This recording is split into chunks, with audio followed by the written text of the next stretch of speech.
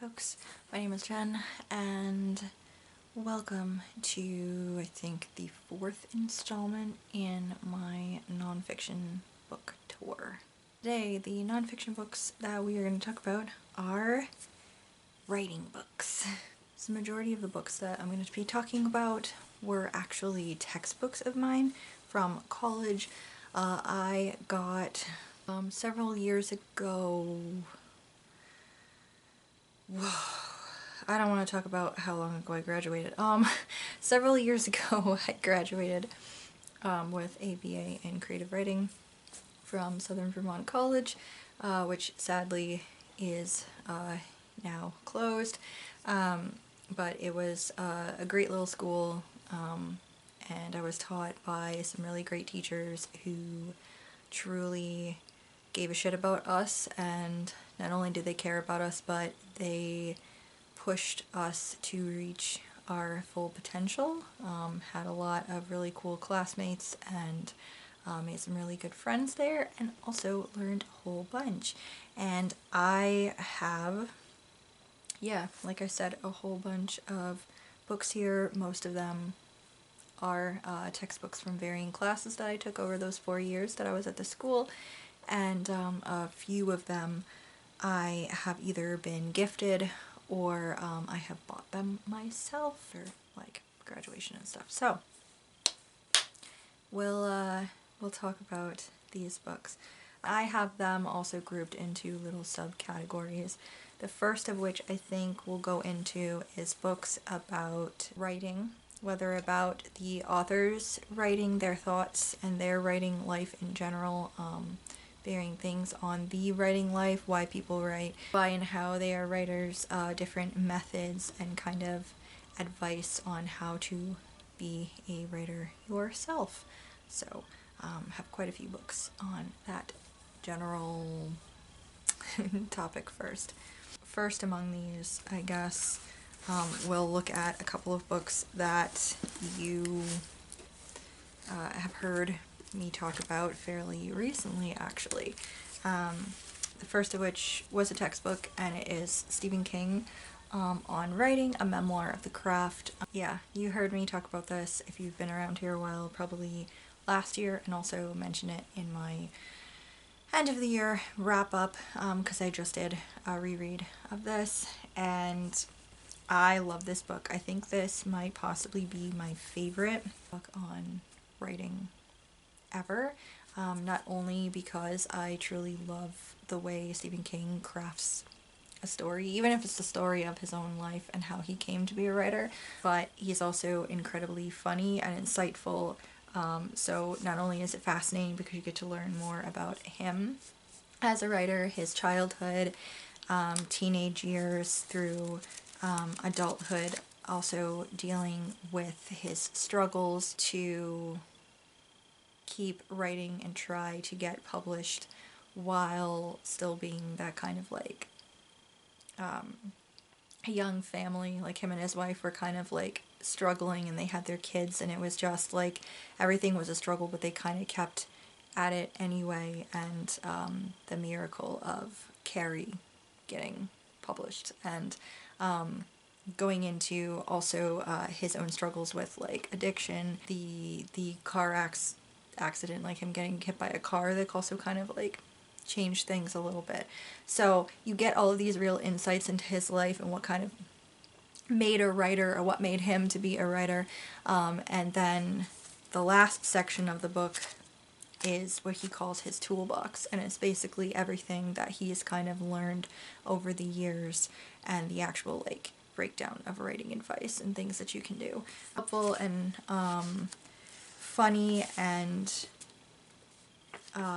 great. And I think two of my favorite quotes from the entire book are near the end of it. One of them is, "The scariest moment is always just before you start. After that, things can only get better."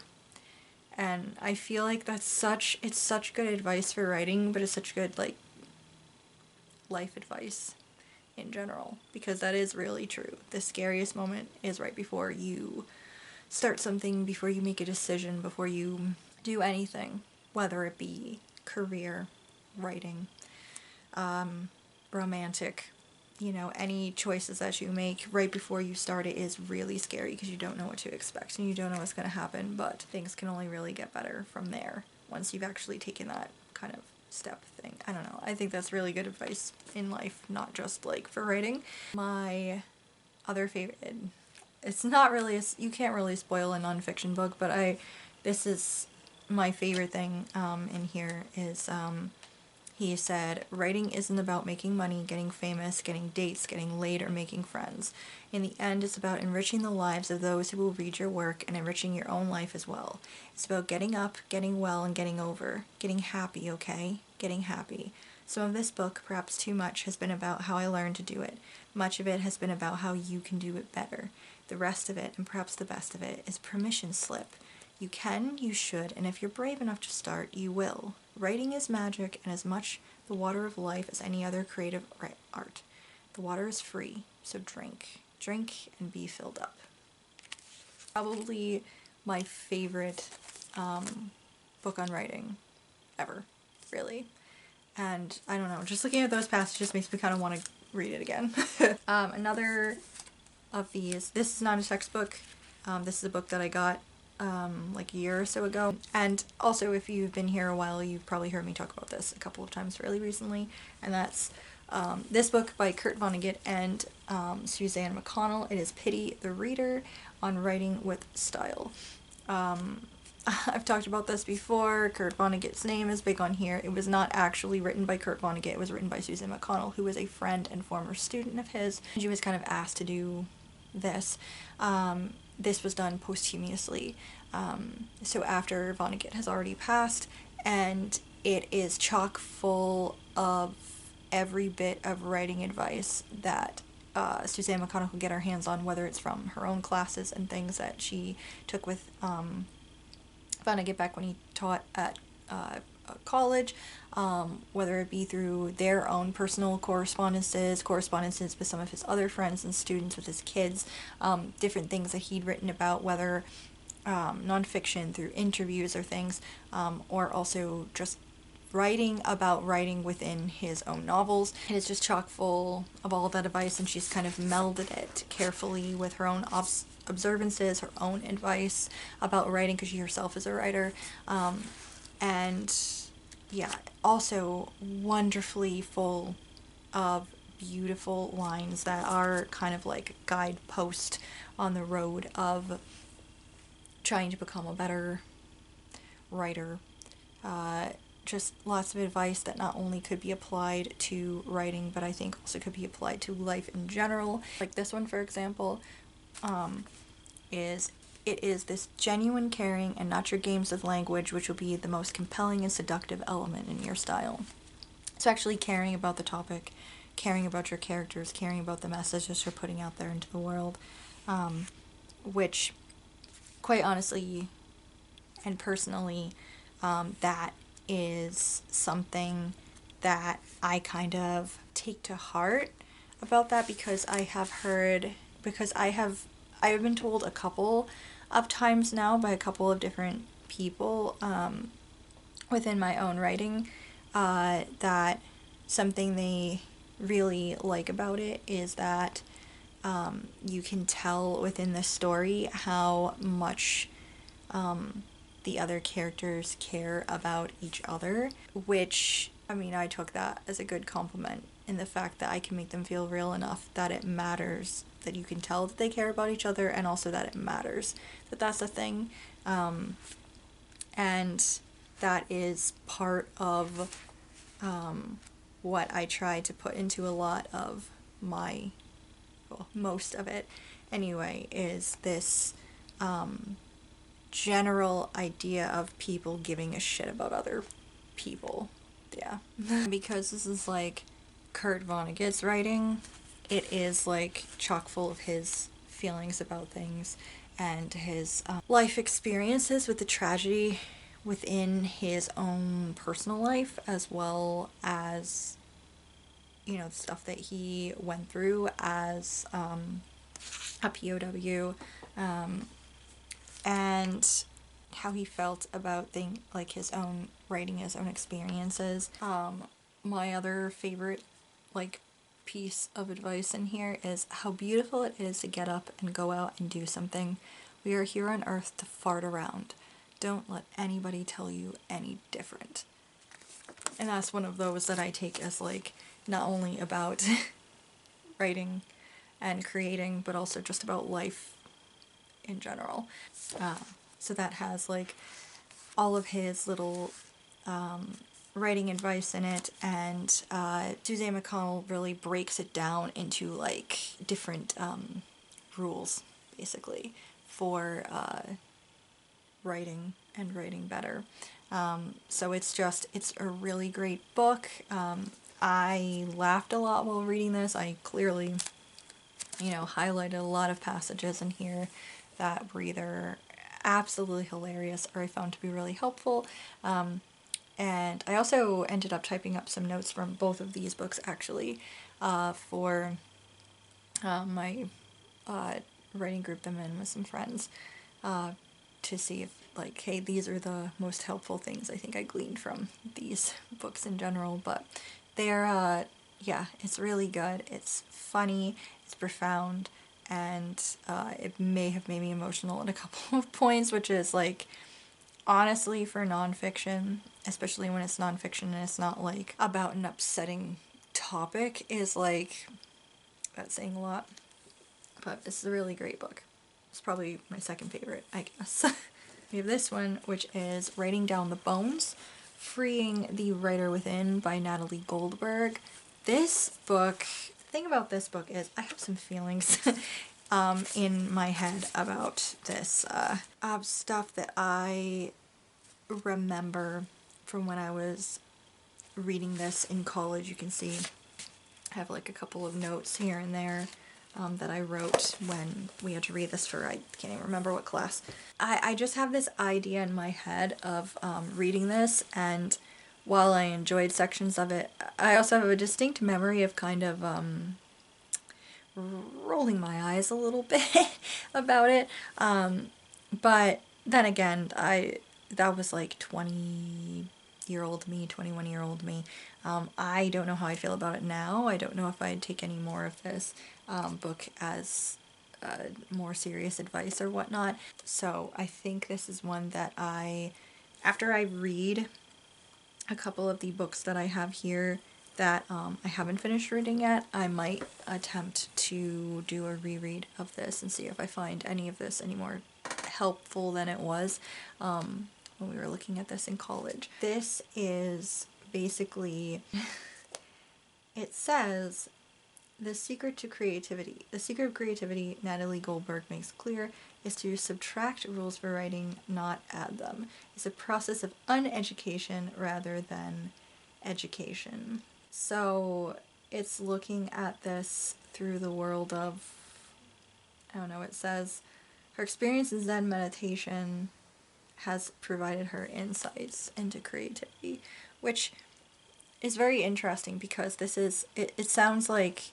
kind of along the same idea of, but also in a different way than another book that I just heard about on the art of, like, creativity and stuff like that. Is it called The Art of Creativity?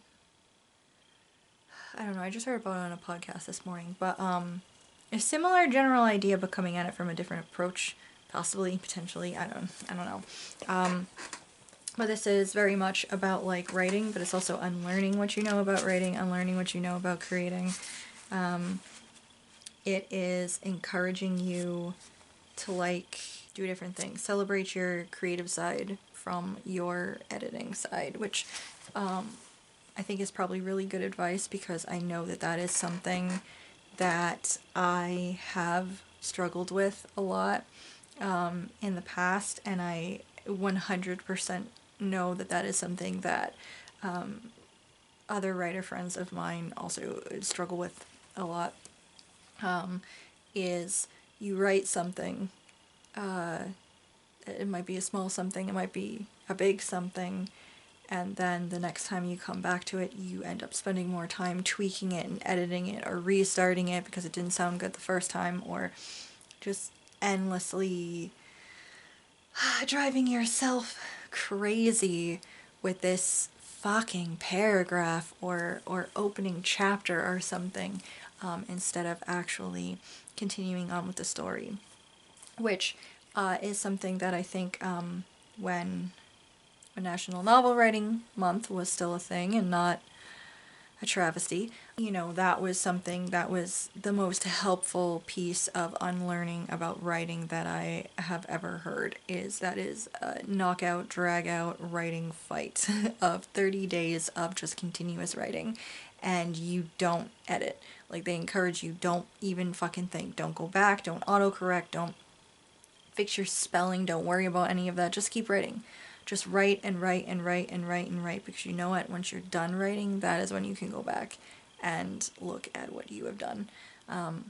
Which, again, is more writing advice that I have seen in these other books that I have mentioned before. Like, specifically with Stephen King, part of his advice was even, you write that first draft, don't fuck around with it.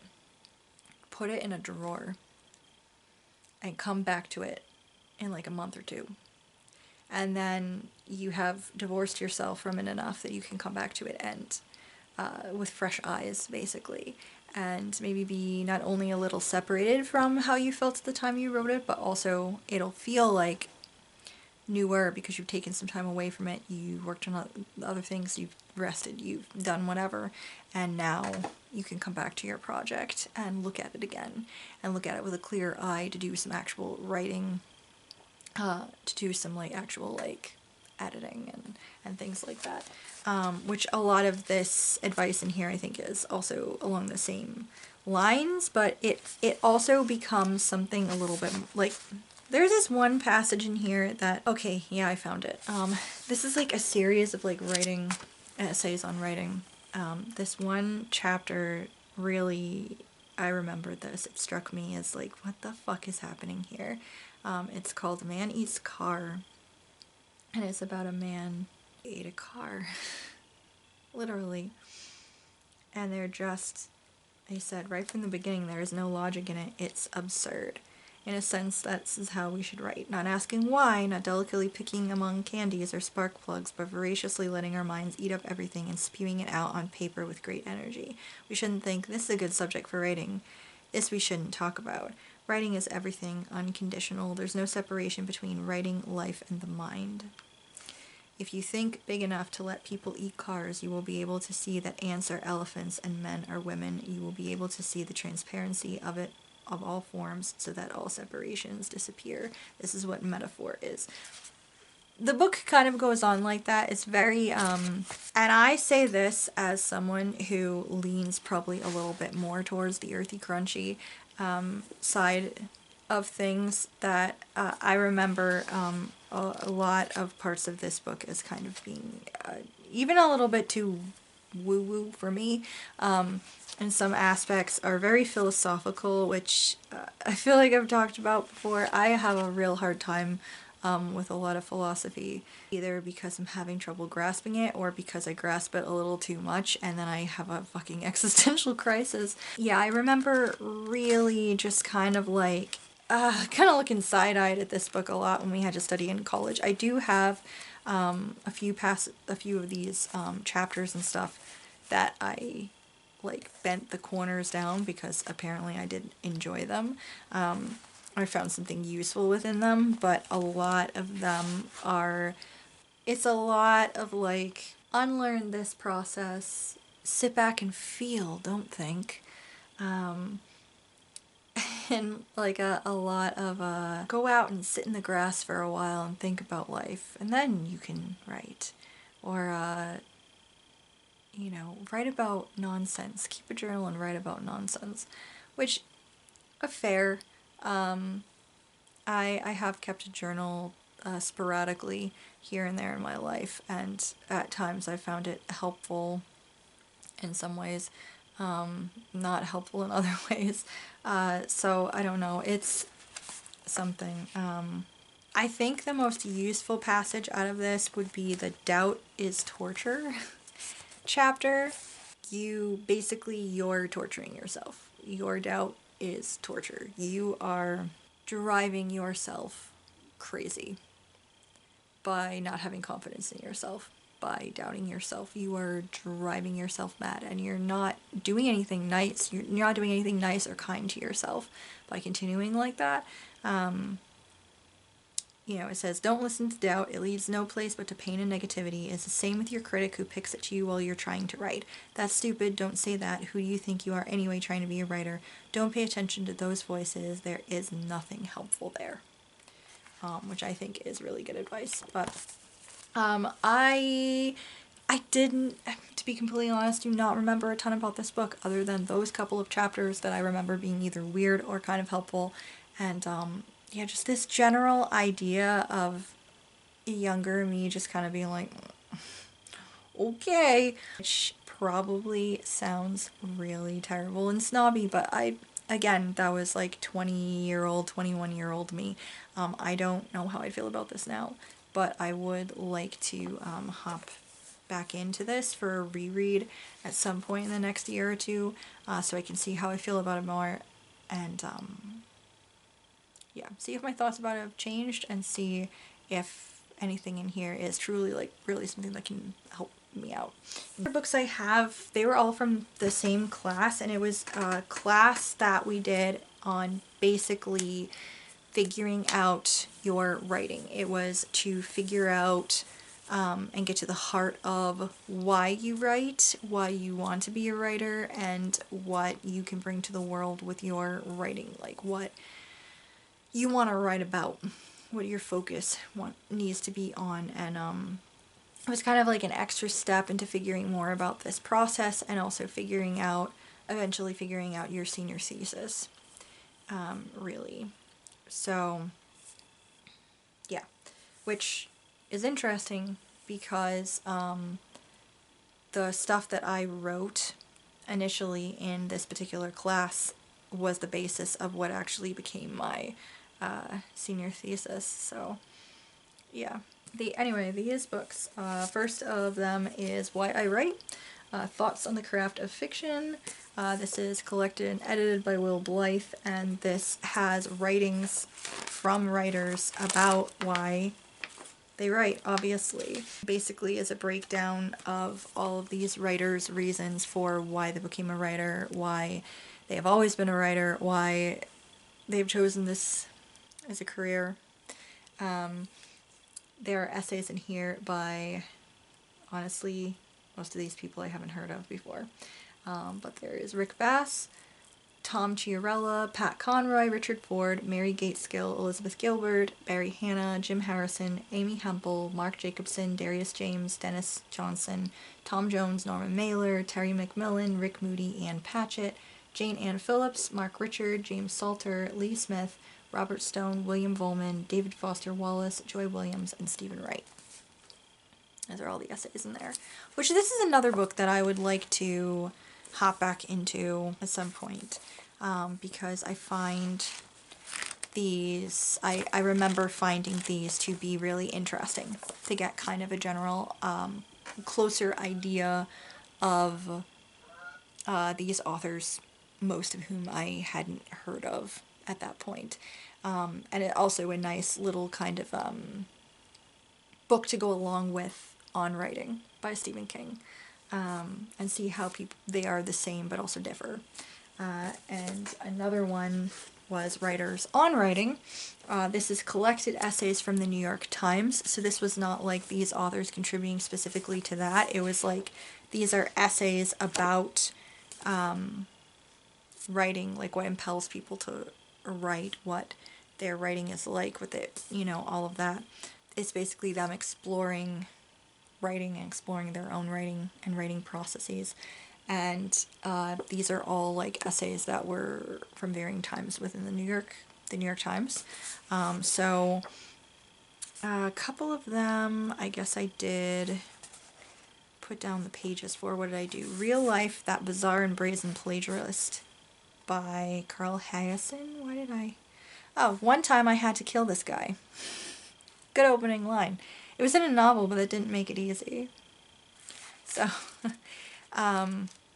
Another one was Two Languages in Mind, but Just One in the Heart by Louise Erdrich. I probably turned that down because we'd also read some Louise Erdrich in another one of my books, and I really love her writing.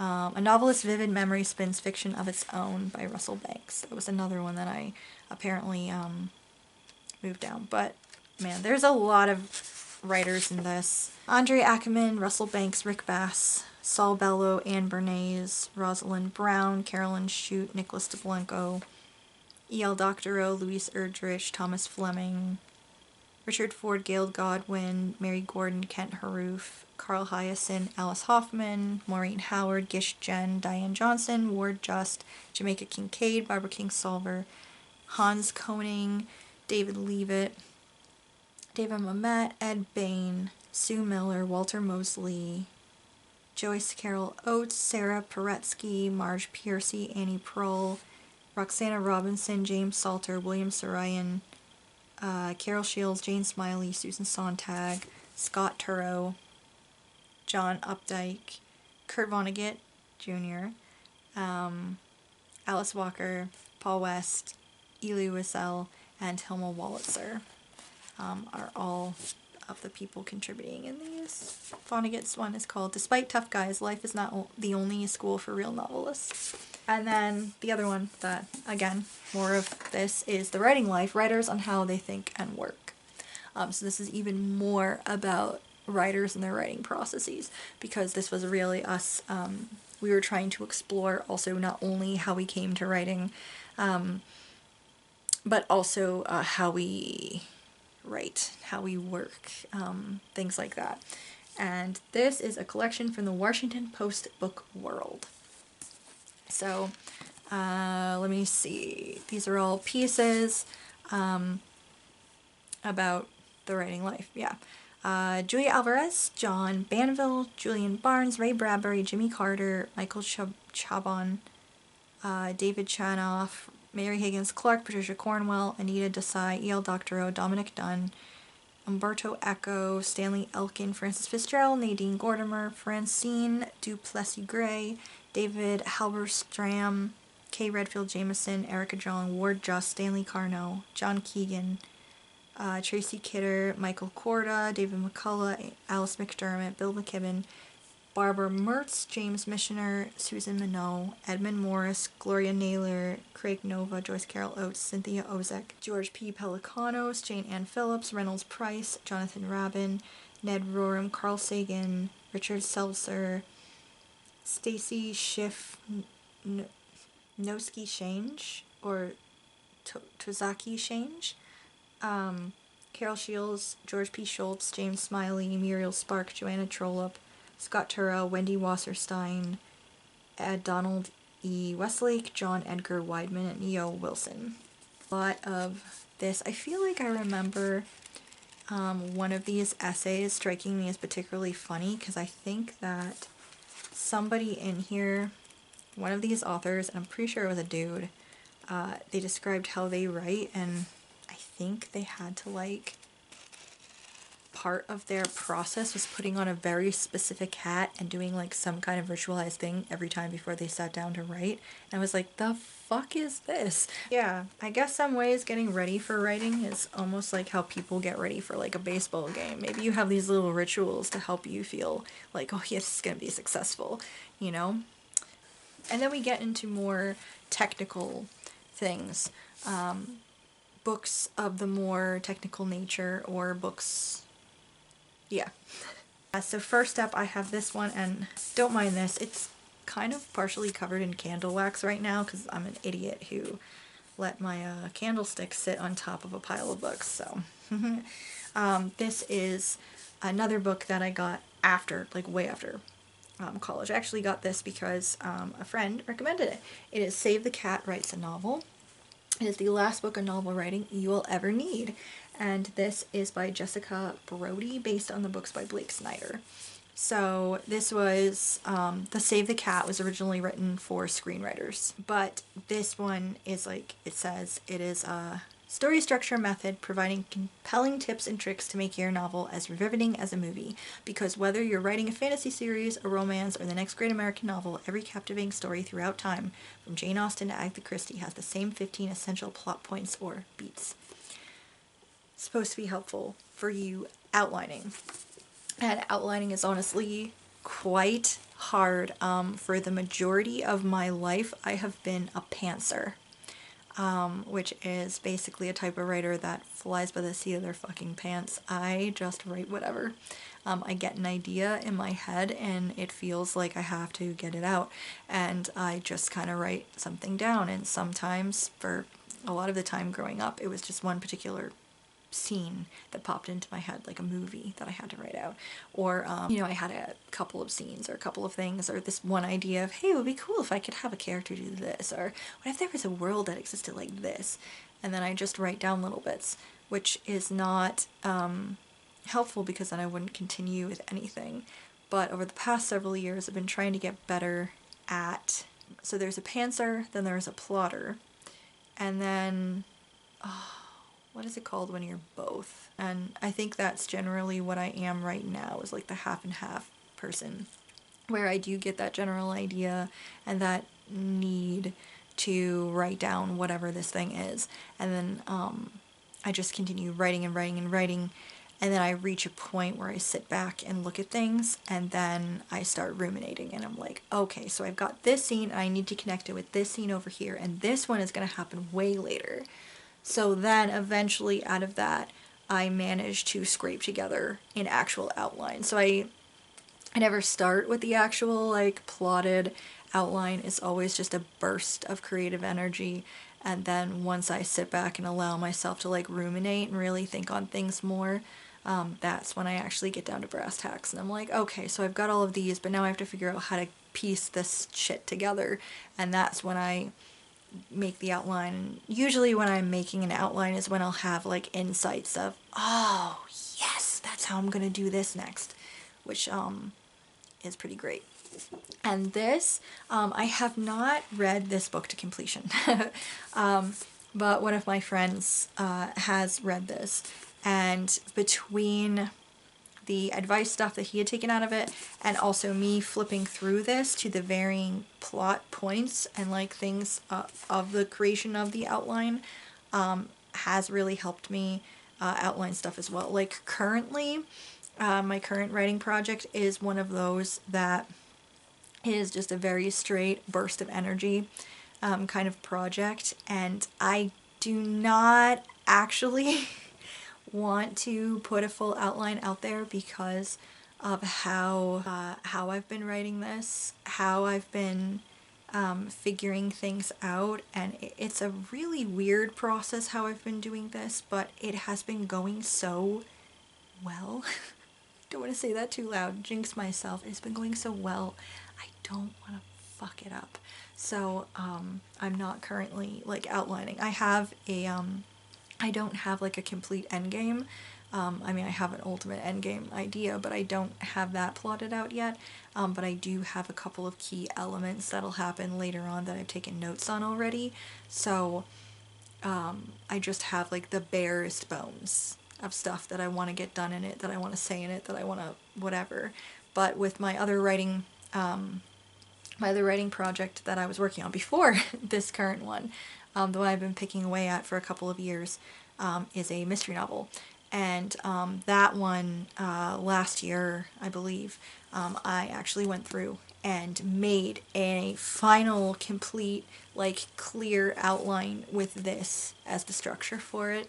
And that was incredibly helpful because now it feels like I have an actual fucking path for this novel, which I think sometimes you can have like like the one I'm working on right now, how it is structurally, I feel like I can have that kind of free, loosey-goosey way of it just because of the genre and just because of how things are with here, but something like an actual mystery novel, you know, if you're going to do it properly and make things be more subtle, you really need to have a clear path figured out and a clear map for yourself. And this was incredibly helpful for doing that initial like skeleton map for myself, because I had like ideas and I had a general idea of where I might want it to go, but sitting down and actually using this to help me, it did really help me. I also got some more insight into a couple of characters while I was working on the outline, and I also had a idea of a major plot point that I was having issues with. So very helpful for that. But yeah, I haven't read it to completion, but I have already like flipped through and used the advice and things that are in here already. So if you're having issues, or you are also a pantser who might want to be a little bit more help in the plotting department, this is probably really good for that. And then these other ones are textbooks. One of them is a really technical one. Honestly, I think it's one of the most boring ones I had in school, but it's also very useful, so yeah. I had another boring one. The hell was it? Strunk and White, I think. The Strunk and White book. Could I tell you what it's about now? No, I couldn't. But that is kicking around somewhere in my parents' house, because I did not bring it with me when I moved to Massachusetts, so yeah. But this one was The New Well-Tempered Sentence. It is a punctuation handbook for the innocent, the eager, and the doomed by Karen Elizabeth Gordon.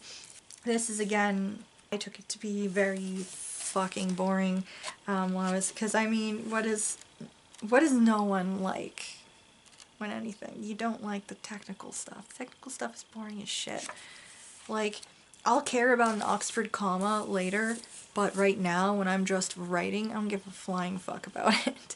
But this is for later stuff. This is like the editing process. This is the shit you want to worry about when you're going back through and editing it before you like get down to like say, hey, somebody professional look at it. This is what you need to like read and reference. And I think I'm usually pretty okay-ish with punctuation, although I do tend to make dumb mistakes sometimes. But yeah, this is just one of those, like, it's not a book that's particularly fun or exciting to read, although I will say, as far as a handbook goes, this does have more funny, more humor in it than your average boring textbook. But it is a useful material to have around you. So and then these I loved these. These were some of my favorite textbooks from school. The first of which is How to Write a Novel. It's 200 Classic Mistakes and How to Avoid Them, a Misstep by Misstep Guide by Howard Middlemark and Sandra Newman. This is fucking hilarious. I think even if you are not a writer, even if you don't plan on writing, I think this is worth checking this out of your library anyway. Because it's so freaking funny. It says, many writing books offer sound advice on how to write well. This is not one of those books. On the contrary, this is a collection of terrible, awkward, and laughably unreadable excerpts that will teach you what to avoid at all costs if you ever want your novel published. And it is truly hilarious. It breaks it down with plot, complications and pacing, endings, sidekicks and significant others, bad guys, sentences and paragraphs, dialogue, setting, themes, special effects, like all, it has like a breakdown of everything, but it will have different things. For example, character.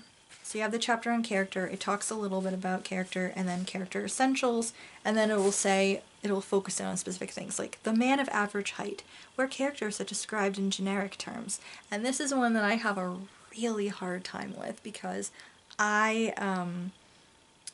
honestly, description is a weakness of mine. I am not very good at being a descriptive writer. I tend to focus more on action and dialogue and the emotions and psychology of the characters and things moving along, rather than descriptions of setting or even of the characters themselves. It's something that I have always honestly struggled with, and something that I know I need to work on a lot more. So this one is like, ugh. Where characters are described in generic terms. Some descriptions of characters sound like a police report. Joe was a medium-sized man with brown hair and brown eyes. Alan wore a white shirt and blue jeans on his tall frame. Melinda had a nice body and a pretty face. And it's just like talking about that. It's saying, you know, you need to give a little bit more life to your characters. You shouldn't, if these are important, you can't just have them be like this, like, cardboard cutout of a person. What color am I? When the character must be in front of a mirror to know what she looks like. You know, that old tired trope, which is, cracks me up every single time I actually read a extremely popular, very big published book where a character is standing in front of a mirror and fussing with their reflection or their hair and complaining about themselves, a la fucking 50 Shades of Grey or something. It honestly, it really cracks me up. There's also Channeling the E-Channel, where celebrities are the yardstick, where you use celebrities to kind of describe how someone looks, for example. Or the Joan Rivers pre-novel special, where clothing is given too much prominence, which is hilarious because, like, if you remember Joan Rivers at all, she, like, yell at people about what they're wearing on the red carpet and stuff. I don't know. So it's just like, it takes the most regularly used tropey tropes and tropey ways of, like, writing and thinking about things, and it kind of makes fun of it and is like, it pokes fun, and it really uses the most generalized, ridiculous versions of those ways of doing things. And once you read this, you start noticing it in a lot of books, and you're like, oh shit. It's really funny. The thing about this book is that as funny as it is and as useful as it is, at times it can also feel a little bit overwhelming, because when you're actually getting your own writing done, it's like, well, fuck, I just did all of those. Shit. This is one of those that I think if you just want to read an entertaining book about writing or a breakdown of writing, I think this is great for that. I think if you are actually in the process of writing a novel or doing a writing project, maybe wait until you're done or almost done, like right when you're starting the editing process, to actually pick this up, because I feel like it might end up feeling too overwhelming. With all of the things you have to keep in mind of don't do it, you know? Writer's Journey, Mythic Structure for Writers by Christopher Vogler. This one is so stinking fun. It's dense as hell, but it is a complete breakdown of the actually the hero's journey is what is a complete breakdown of.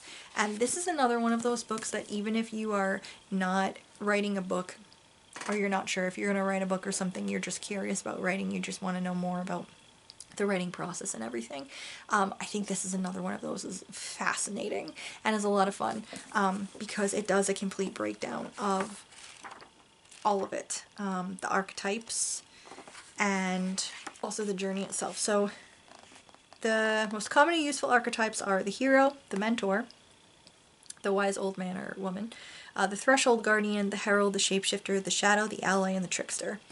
They take on different forms, but that's pretty much it. And then you have the journey. So it goes through and it talks more in depth about all of that. And then it also talks about stages of the journey itself. So basically the stages of the journey, you have stage 1, the ordinary world. So it's like giving you a taste of what life is like before the adventure starts. Then you have the call to adventure. So something happening or someone trying to get you an adventure, the hero refuses the call for whatever reason. And then you have, they meet with their mentor. You cross the first threshold and meet the threshold guardian. Then there's tests, allies, and enemies that you make along the way. You approach the inmost cave, whatever that may be. You have an ordeal, a reward, and then the road back. So basically, like, this diagram would be kind of that. So you have the ordinary world, the call to adventure, refusal of the call, meeting your mentor. Then you cross the first threshold, tests, allies, and enemies. You have an approach, the ordeal, the reward, and the road back home, resurrection, return with elixir, whatever the stuff that, the aftermath of everything. And what's great about this is that it breaks down a lot of popular culture things like books and movies. Star Wars is incredibly prevalent in here. That really follows the hero's journey. Yeah, it's like a major part. It's something that is in here a lot. And it's really fascinating to look at that because once you see this, you more easily start picking apart the books that you read, and especially the movies that you watch. Like, I remember after we read this book for class, every movie that my friends and I ended up watching, we were like, oh shit, look, that's the refusal of the call. You know? So it's really a lot of fun. So even if you don't plan on like writing or anything, I think this is also really fun if you just are really interested in how stories are made.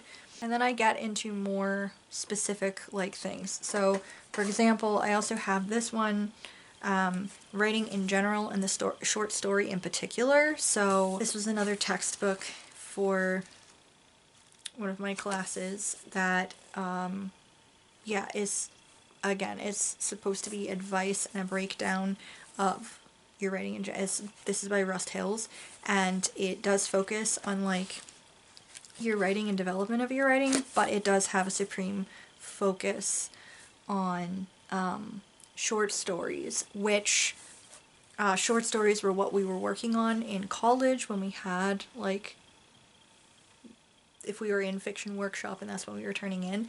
And this is, I think some of the advice I learned in here continued to be helpful to me with another writing project that I was working on, which is a short story collection.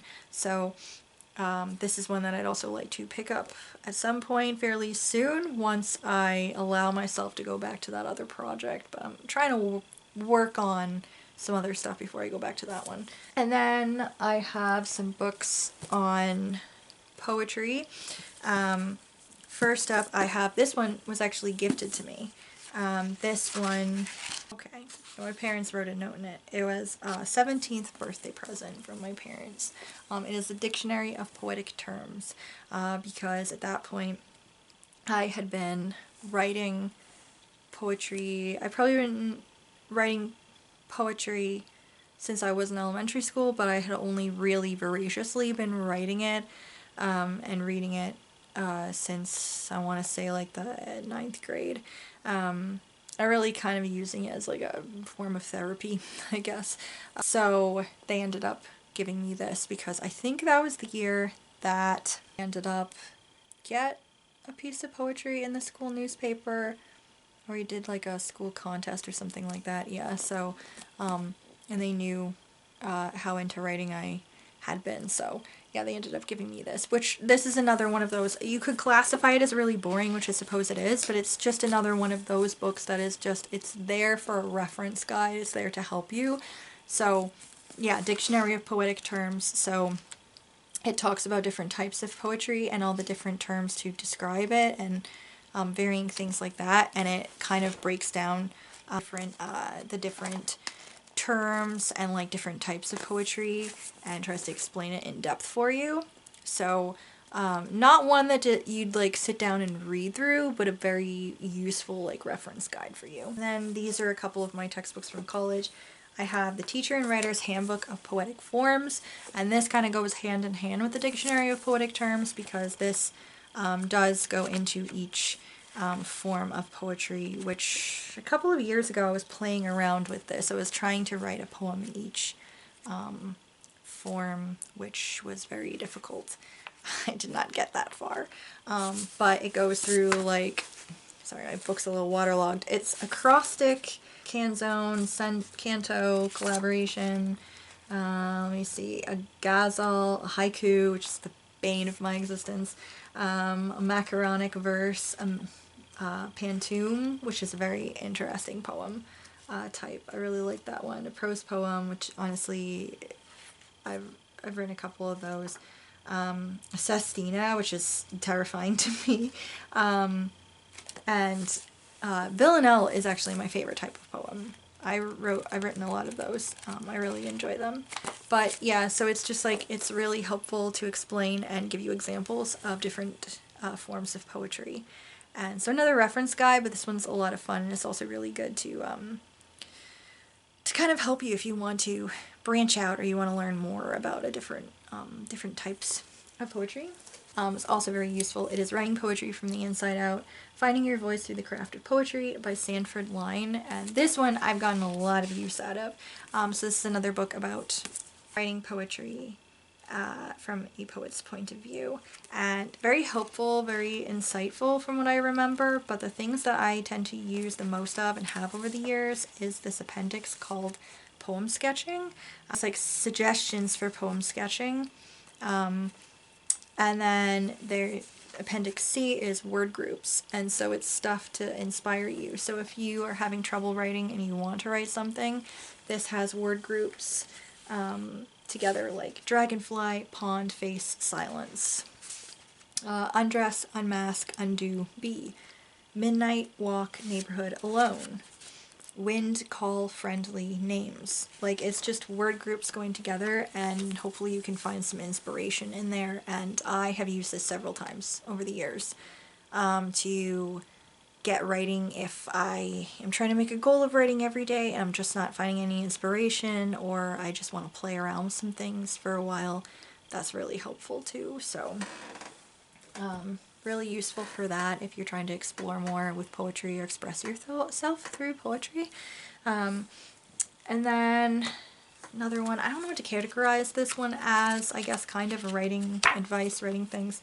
Letters to a Young Poet by Rainer Maria Rilke. I reread this not last year, I think it was the year before, and I didn't really like it, which is a big contrast from how I felt about it in college. How I felt about it in college was like, I fucking loved this shit, and I found this to be so heartwarming and helpful.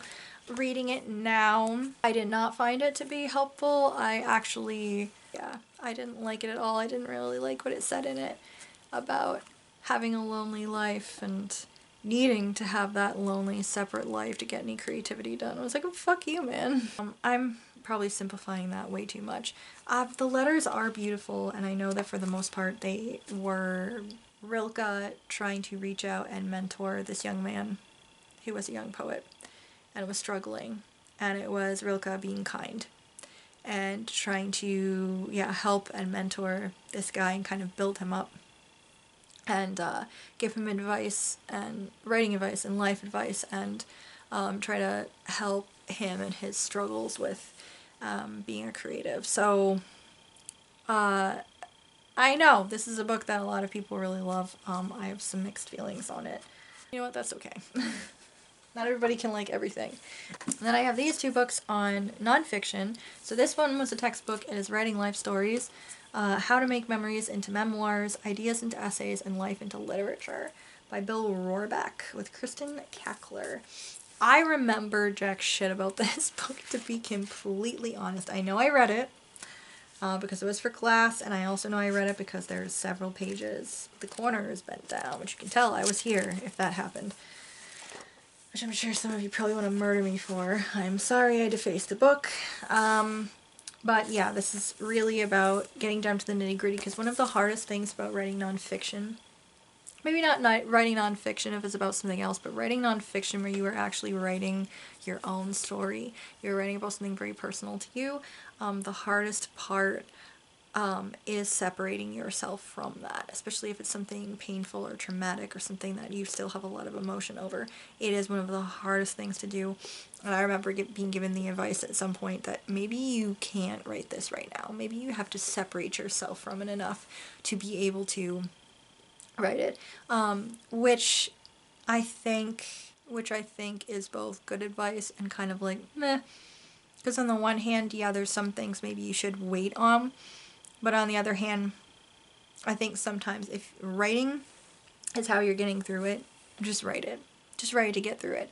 But if you want to actually market this out to people, yeah, maybe you should step back for a little while before you go back and edit or go back and change it or do whatever, I guess.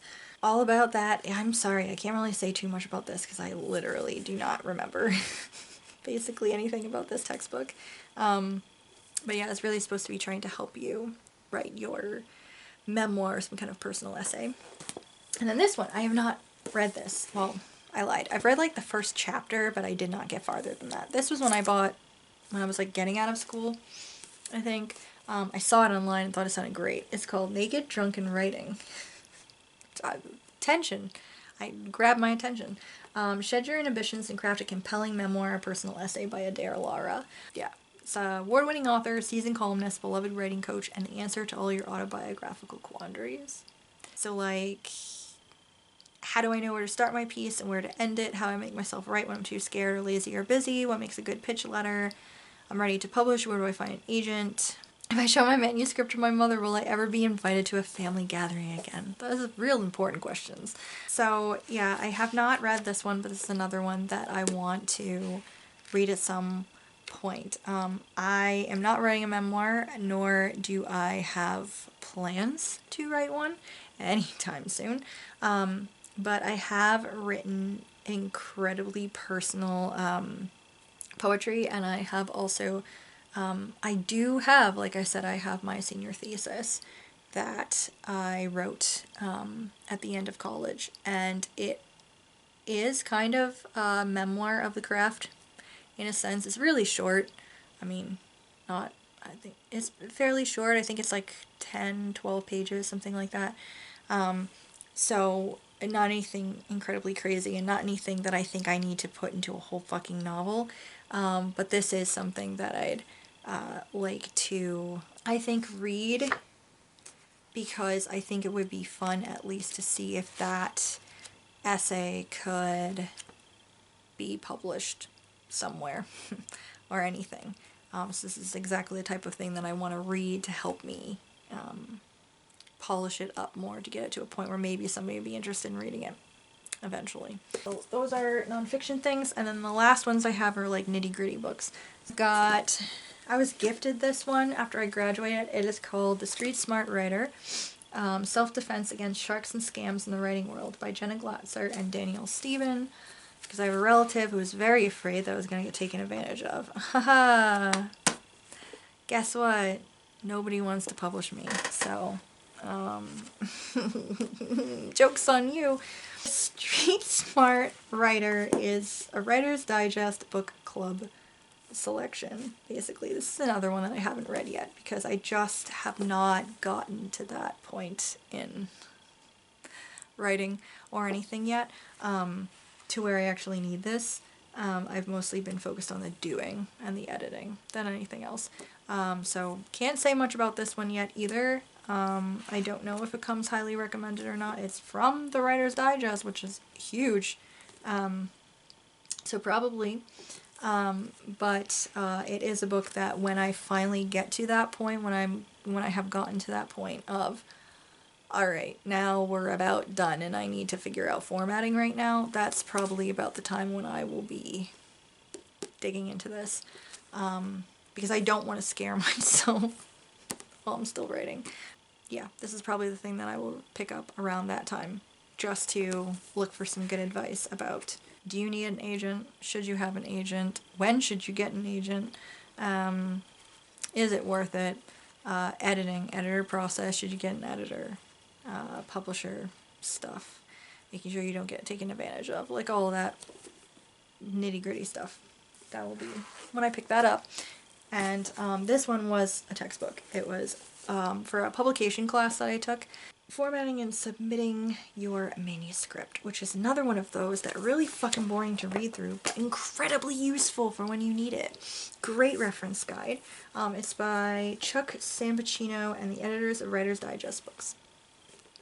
So it's a visual guide featuring sample article and book query letters, nonfiction book proposals, and novel synopses, exclusive tips from leading agents and editors, expanded updated information on electronic submissions, invaluable tips for query research and platform building, genre-specific guidelines for children's writers, screenwriters, poets, essayists, and others. I feel like this was the 3rd edition, and this was what I had in 2009, 2010, whenever I took this U in publishing class. So, yeah, it's probably outdated now. I don't fucking know anymore, but, I think it's still pretty useful. I'm sure there's newer editions that I could eventually splurge on if I wanted them, but I think for the purpose of just getting shit done, this is probably useful. when I get to that point of actually formatting my manuscript and getting like query letters and things like that all together. I think if there's any like new stuff I need to know, I'll just have to look up specific stuff online. And the last things, these are ones that they are fairly expensive, and honestly they come out every single year and they're great, but because they come out every single year and each of them costs like, how much was this? Oh, Jesus, it's $30. They're the Writer's Market. This one was a graduation present from my dad. So he wrote me a little note in here.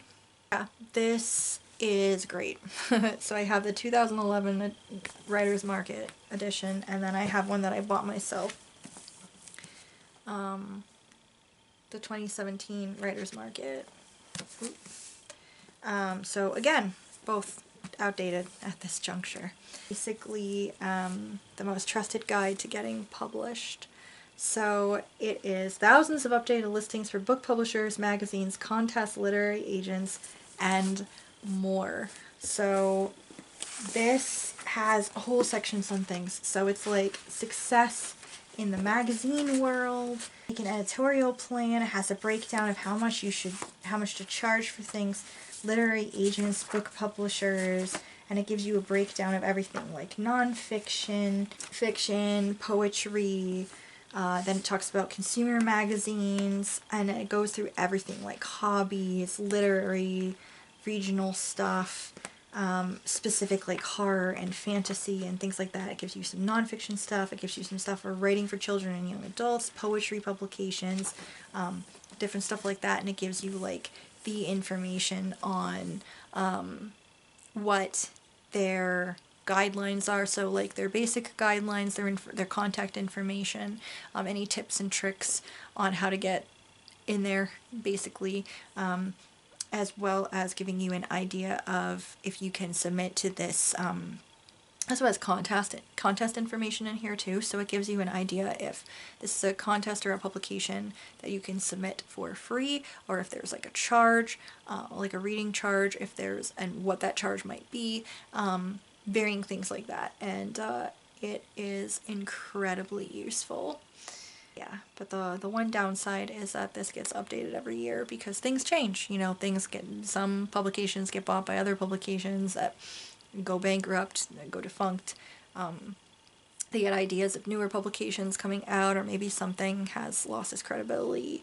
Maybe something is being taken seriously now. It's just endless stuff. So, yeah, it comes out every year. So I'd say even if you have like an older copy, or you only have access to an older copy like I do, I mean, obviously you can still use it, but once you're like looking through and finding different places, like I have several starred in here for consideration, and a couple that I've contacted before. It's probably also good to just also look them up online and make sure that they're still existing and that they're all, you know, on the up and up and stuff like that. So yeah, that's basically all of my writing books. The only other thing I can say about writing is have good journals. Have good journals, have good notebooks, have good things on you.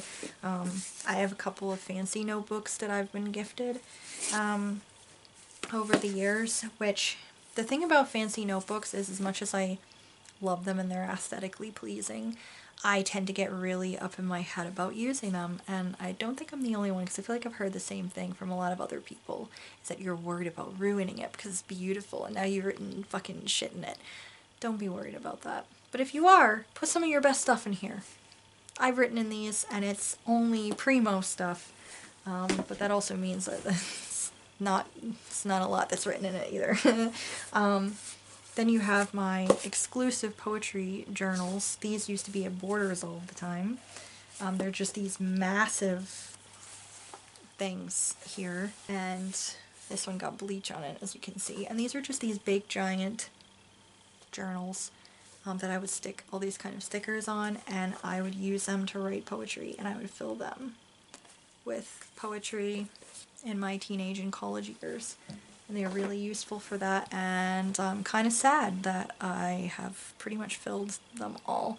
And they're from Borders, so I don't have them anymore. Or you can just use something really simple. Like, honestly, my favorite one is a simple composition notebook, and that's probably because of Harriet the Spy. Because Harriet the Spy used a simple composition notebook. But this one is not my current writing project. My current writing project is all being done on my laptop. But this is the notebook that I use for my mystery novel. This is all my notes in it for that, and like character stuff and research stuff. This is my main notebook for that. So if you're gonna do writing, have pens and pencils and notebooks and fucking guidelines. Yeah, guys, that's basically that's all of my writing books. So that's part 4 of the tour done. I've got, I think, I don't know, 2 more installments, I think, of the nonfiction book tour. Anyway, I hope that you guys enjoyed this. I hope that you found some of this interesting. If I was going to recommend any writing books,